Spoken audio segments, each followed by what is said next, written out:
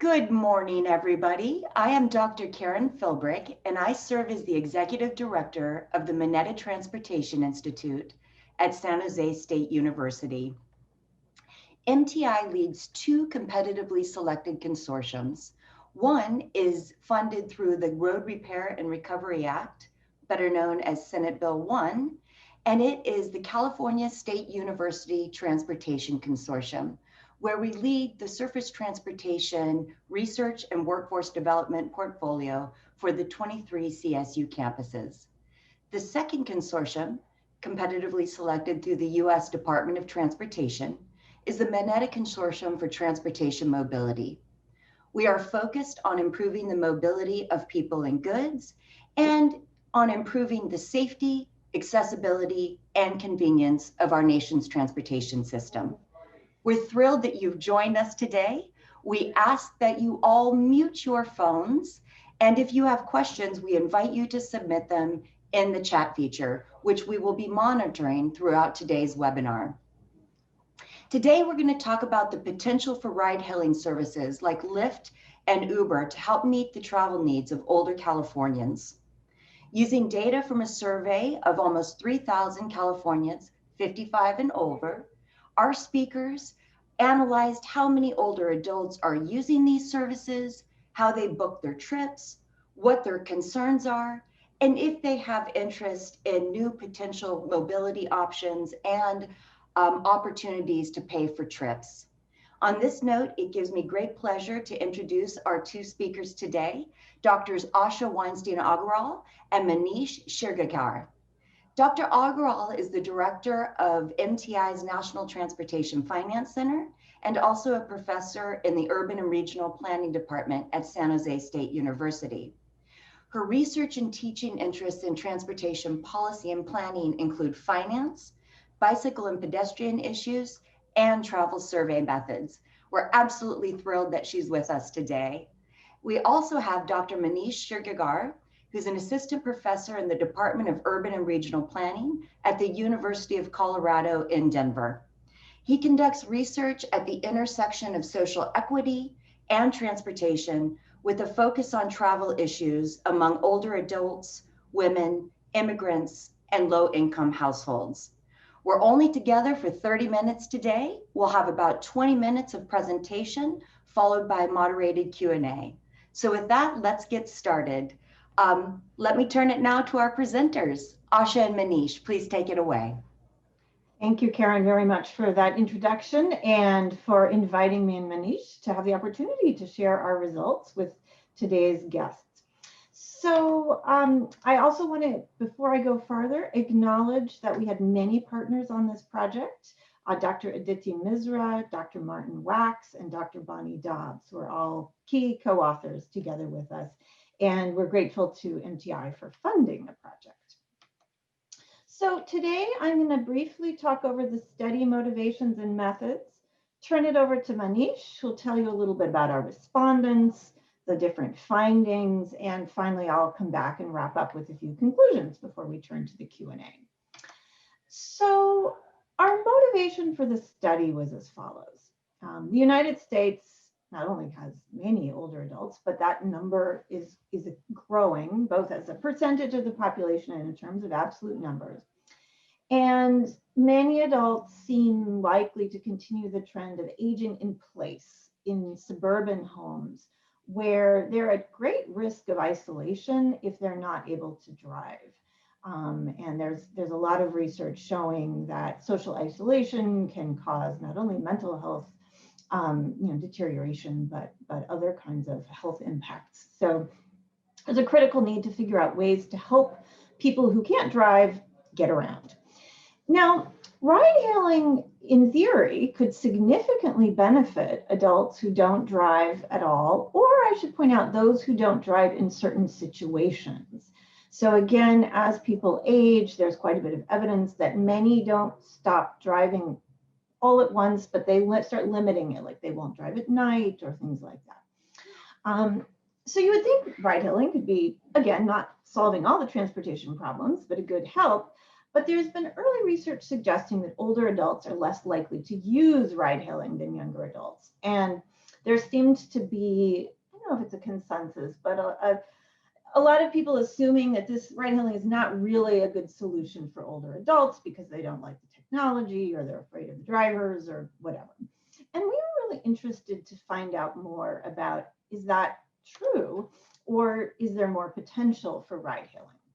So we focused in on 3 questions. To what extent do older adults ride hail? What barriers do they perceive to ride hailing? And what service design changes might encourage more adults to use ride hailing?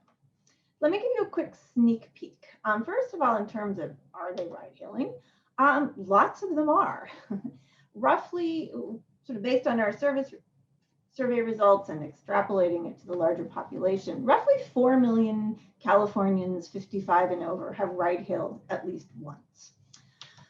Barriers that they perceive, technology is definitely a barrier for some, but not, it appears, for the majority. There are bigger barriers around issues of trust with giving your credit card to Lyft and Uber, riding with strangers, or riding at night.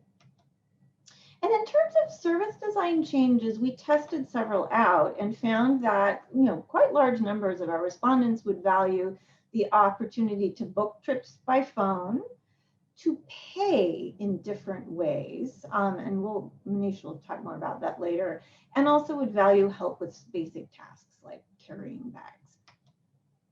So the method we used was an online survey of 2,992 Californians, adults aged 55 plus, and the survey was administered online. We partnered with Qualtrics, which has a respondent panel, and we worked with them to do a quota sampling approach so that the respondents we interviewed were quite closely proportional to the California population of adults the same age in terms of basic sociodemographics. The questions we asked on the survey included lots about people's ride-hailing experience, different aspects of their attitudes to ride-hailing, and also their interest in these potential new service features that we tested out. So with that, I'm going to turn this over to Manish. Thanks, Asha. I just noticed that Marty is on one of the attendees. Hi, Marty. And thanks, MTI, for funding this research and helping set up this webinar, because then the word gets out. All right, so let's talk about our respondents. Next slide, please.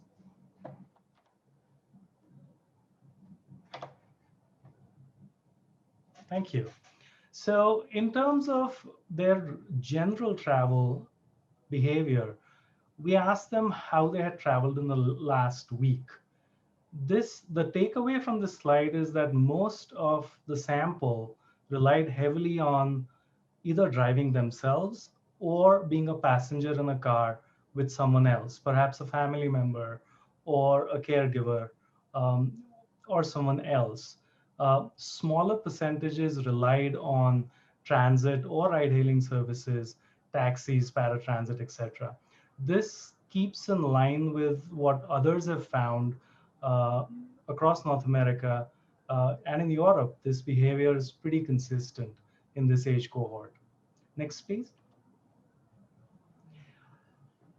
Because of how we motivated this research area, we were really keen on trying to figure out how true is it that our sample is not technology savvy. So we began with the basics. We asked them, well, how do you access the internet? And we were rather surprised to learn that a whole lot of our sample was very comfortable with at least owning technology.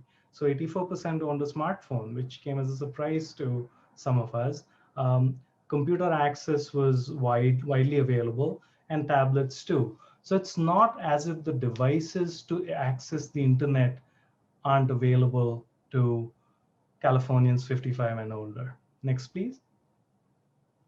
But what do you do with the tools you have is the question which really gets to the heart of, can you access ride-hailing services? So if you look at these bar charts, at this bar chart, what you see is that the first line up there, which is sending and receiving text messages, is one of the simplest tasks, and there's a high comfort level amongst the sample in doing a task like that. But as tasks get more complicated, so for example, at the bottom of that graph, making a video call, fewer percentages of in our sample are comfortable with that kind of a task. Booking a ride hailing service falls somewhere between those two extremes. But the thing we learned from our study was that it's not as if adults 55 and older cannot do this task. So we'll talk more about what that means in terms of policy shortly. Next, please. What about buying things with a credit card?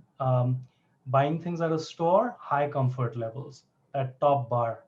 Um, at the bottom of the list is things like paying bills online. What this is indicating is that when there is a capacity for an older adult or someone 55 and older to have a paper trail, perhaps, there is slightly more confidence, there is more trust in using financial tools online. But when there is a lack of that paper trail, we see less confidence, less comfort with these tools. Next. So what do we hear from our sample in terms of their experience with ride hailing?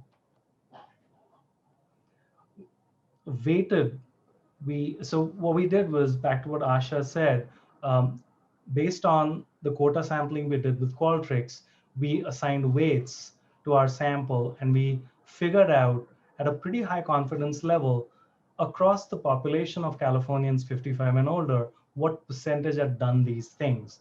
And we discovered that about a half, a little shy of a half, had at least been on the ride hailing service once. What's interesting is that 29%, which is 3 out of 10 in our sample, and if we were to generalize across the population, have booked a ride hailing trip themselves. And this is important. Many rely on caregivers and others to book services for them, or they ride along with family, etc. But there is a mix of how ride hailing is consumed, if you will, within the sample. Next. Thank you. Uh, what kind of accounts did our sample say they had? So Uber was popular. 33% of the sample had Uber, followed by Lyft, and then there were other smaller services. A small percentage had accounts with GoGo Grandparent. When we look across the sample, what we discover is 46% have at least an account with one provider. So about 1 in 2, which is a large number.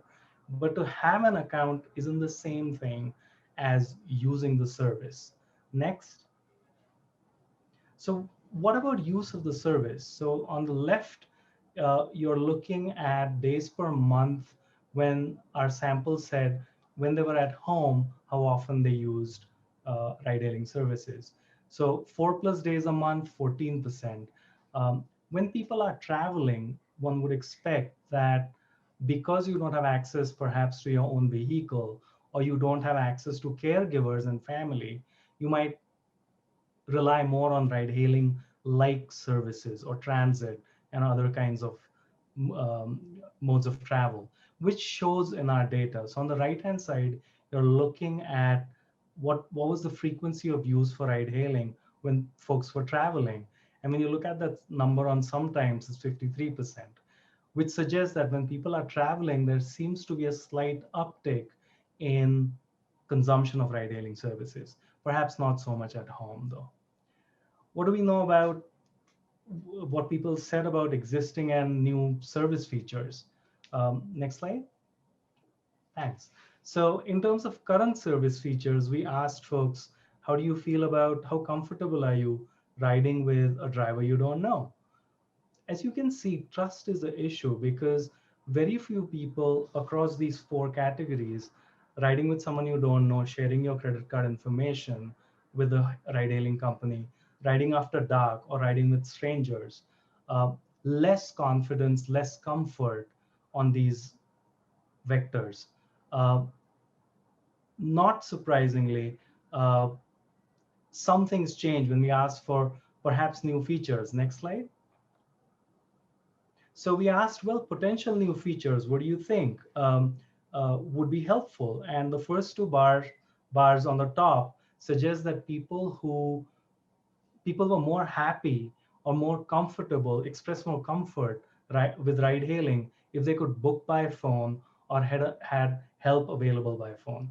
The next set was comfort, which could be extended through things like a preloaded ride hailing card, which was not linked to the bank account or credit card of the person. That had more impact. Surprisingly, we had assumed perhaps that vehicles that were more accessible with storage facilities for wheelchair, etc., would get more traction. But our sample seems to indicate that they care more about hand holding with phone booking and these other things, driver help, rather than these features. Next. Why do people ride hail? They ride hail because they can go out by themselves at night. They don't have to rely on family and friends. They don't have to get lost while driving, and they have help with carrying grocery bags and such. So those are the things we discovered through our survey. Back to you, Asha. Thank you, Manish. So just to wrap up, summary of findings in terms of use of ride hailing. Roughly half had experienced ride hailing in some form, and almost half of them had a ride hailing app, and roughly a third had booked a trip themselves. So clearly, ride hailing is being used. And I want to pause here and say, one of the things that I often hear when people express doubt as to whether ride hailing is a useful and suitable option for older adults is like, well, they don't use it as much as younger people. And regardless of whether that is true, and it is, there are still a whole lot of older adults in California who are already using ride hailing and presumably benefiting a great deal from it. So I think it's very important that we continue to think as transportation providers, as people providing services for older adults, how can we make ride hailing work even better for more older adults? Again, the reasons people valued it, roughly 2/3 valued each of not having to ask somebody for a ride, not having to drive at night, and not worrying about getting lost. Somewhat fewer valued help carrying bags, but still more than half. So what can we do to make ride hailing valuable to more people as a travel option based on what we learned from our findings? Oops, let's see. Sorry. So first, in terms of the barriers, the things that as in the industry, we might want to think about, how can we remove or reduce these barriers? About half are uncomfortable riding after dark. Probably, well, harder for, say, about half were uncomfortable with strangers as a passenger, so that would be a shared ride. And also giving a credit card company to the account to have this open access payment for your account. Somewhat fewer were uncomfortable riding with an unknown driver, although there were still roughly a third that were. In terms of the desired features that people thought might make them either more interested in using it or switch from being uninterested to considering ride hailing, as Manish said, people want help by phone. And even as someone who's not yet in that 55 and older category, I wouldn't mind being able to call somebody if I'm having a problem with my Uber or Lyft trip. And right now you can't really do that. And booking by phone. Again, there are sort of niche services that allow this, but it's not widespread and something that kind of everybody's aware of as an option. The last slide here, or bullet on my slide though, are things we asked about, which from what I'm aware of are not being kind of widely discussed, but that quite a few people had interest in. And so I hope over time perhaps get explored. The first of these is and these both deal with people's concerns about, fraud or theft, or just perhaps not having banking tools that they can use to pay. So one is paying with a preloaded card. So, it's the equivalent of a Visa card or an ATM card or something, or gift card, but once you run through the amount on that card, somebody who stole access couldn't access your checking account or other things. 62%, quite a high number, were interested in that. The other thing, which I think is sort of even less being discussed right now, is, well, what about people who might want to actually pay in cash? And is there a way to make that happen? And actually, we're seeing more outside of the US, like with online shopping, and in many countries, my brother-in-law is in India, for example, a lot of people don't have a credit card or debit card. And so you get essentially a receipt, which you then take to a physical store and pay. And so we asked about that option where you would take your ride, someone would give you, the driver would give you essentially a receipt, and then you could go, and maybe it would be a network of grocery stores or post offices or whatever, and pay there.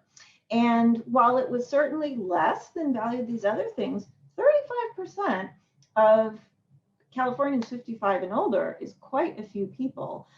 So clearly there is, significant interest in that, even if it's not something that everybody needs.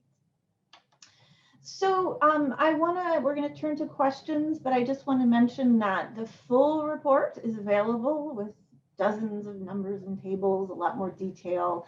Another thing we didn't have time to get into today, but that some of you might find interesting, is we compared different population subgroups. So people in different age ranges, how did they respond to these questions? Or people living in small towns and rural areas compared to people in urban areas. And so all those details are up for your reading pleasure.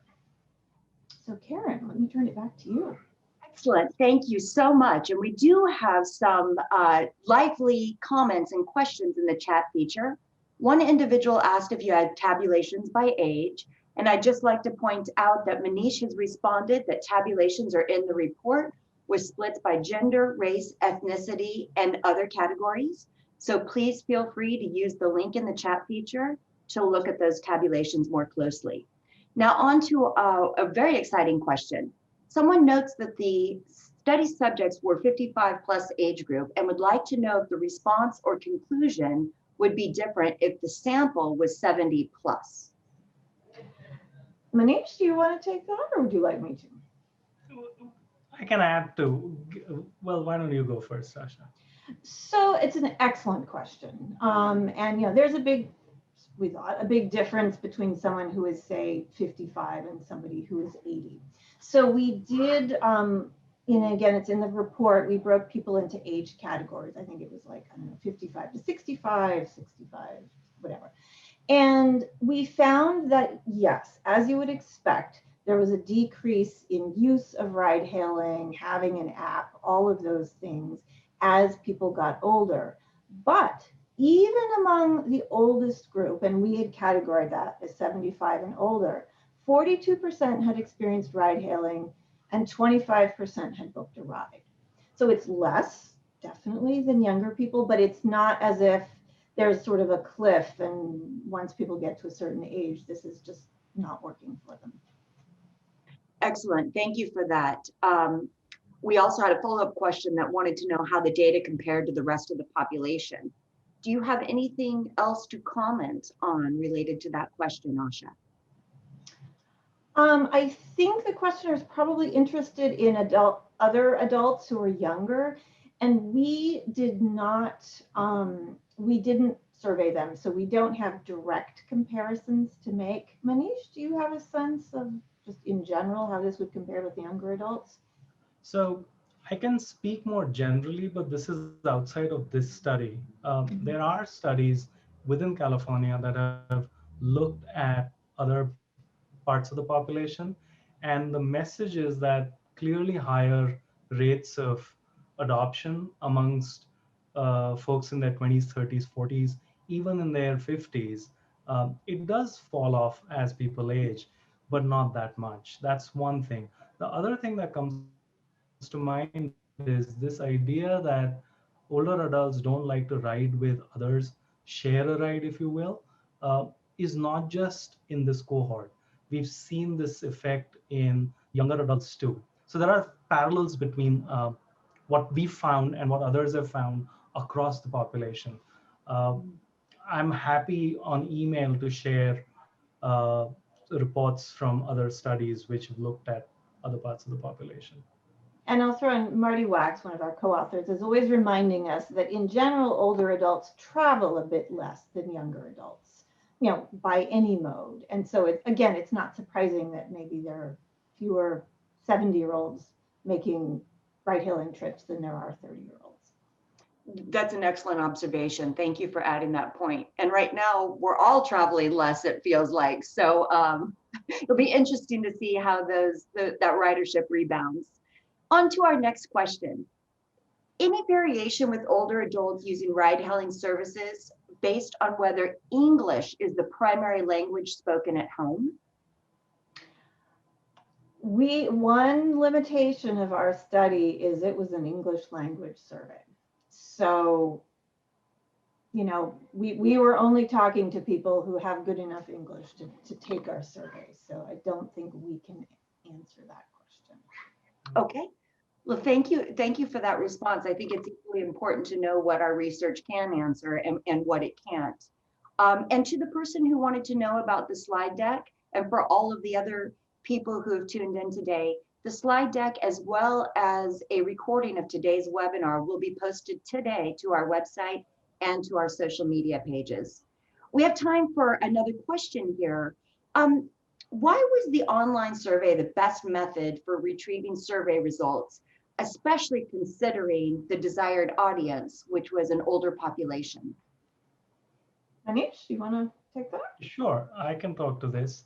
So we went with an online survey primarily because we wanted a generalizable sample, and we looked at the American Community Survey data sets to dig into this idea of whether it's true that the population of interest would be uncomfortable, largely uncomfortable, dealing with an online survey. And when we looked at how widespread technology use was, especially computer-based technology, even in older cohorts in California, we decided that yes, we would disadvantage 20% roughly of the population amongst this group who who probably don't have access to technology. We could at least speak to 80%. So yes, it was convenience, and we hope that there'll be a follow-up study, perhaps our team, perhaps some other team, that can look at the people that couldn't be surveyed through the means that we used. And just again, so to emphasize that not all, but most older adults are online. And also just a sort of research methods matter. We were able to survey almost 3,000 people. And I think what we paid to Qualtrics was on the order of $17,000. To have done the same survey of even just like 1,000 older adults could have easily cost $100,000 to do as a random digit dial phone survey. So it's kind of a balance. This way we were able to talk to a lot more people, and we were able to look, by the way, I noticed one of our questionnaires was interested, is there a difference between people living in rural areas and central cities? We had a large enough sample to be able to look at those questions. So again, there are limitations, but on the flip side, the online survey created new opportunities as well. Mm-hmm. And thank you for addressing that question about the more rural counties. I know that Mickey Grace is particularly interested in the Mendocino County area and how rideshare services can be promoted, since there's not a lot of mobility options there. This is one of the difficult things about a research snap. It's 10:30 and there's so much more to talk about. In fact, we have 3 questions in our Q&A that we've not quite gotten to yet. So I will ask that our presenters provide a written response to those questions so that we're sure that everybody gets a response. And I'll look to Irma to make sure that we down those questions, as well as who it was that posed those thoughts. So, perfect. Okay, well, I invite you again to look at the slides for this, to review the report, and to reach out to us at any time if we can answer additional questions. To our presenters, Dr. Asha and Dr. Manish, thank you for your hard work and for making the time today to share these exciting results. And I'd like to invite all of our other participants to be sure to tune in to our future research snaps. The next step being local policy for automated mobility, which will happen on January 14th. Thanks again, and everybody, happy holidays. Be safe. Bye-bye.